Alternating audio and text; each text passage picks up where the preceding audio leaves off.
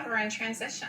It's so hard too because, with social media, people look at other pictures and videos others are posting and think, gosh, they seem so happy now in this post-pandemic life. Why am I not feeling this way? But you had mentioned to me in the break that you're seeing more patients that have anxiety now than just a few months ago. And in large part, it's because of the fact that we've been in flight mode for so long, and now it's just trying to get back out there. It's hard. Exactly. I think we really can't overestimate the toll that chronic stress took. I mean, for easily a year, we were in this low version of fight or flight every day. All these threats that we had to deal with that we never had to deal with before. Am I safe? Is my family safe? Can I go to the grocery store safely? And we don't come off of that easily. You don't have a sustained stress response for a year.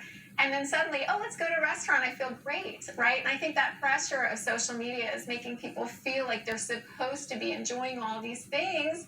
And in reality, it really takes longer than that. We just can't flip the switch. And we need to really be patient with ourselves. So what are the lasting impacts on mental health from the pandemic? And what should people be looking out for themselves and their loved ones? Yeah, I'm really concerned because some trends even before the pandemic were really concerning. Increased substance use, increased substance abuse, also increased suicidality and self-harm, depression and anxiety. The numbers were moving in a poor direction before the pandemic. The pandemic basically has exacerbated that, and we know that it's exacerbated that in certain communities that have been hard hit by poverty and economic downturns, also in young people. So we really need to be thinking about how schools and community mental health centers can be doing more outreach to look for the warning signs of depression and isolation, because that's really been exacerbated by this long time that we've had. And we talk about social media. It's also been a tool, a good outlet for some high-profile people like tennis star Naomi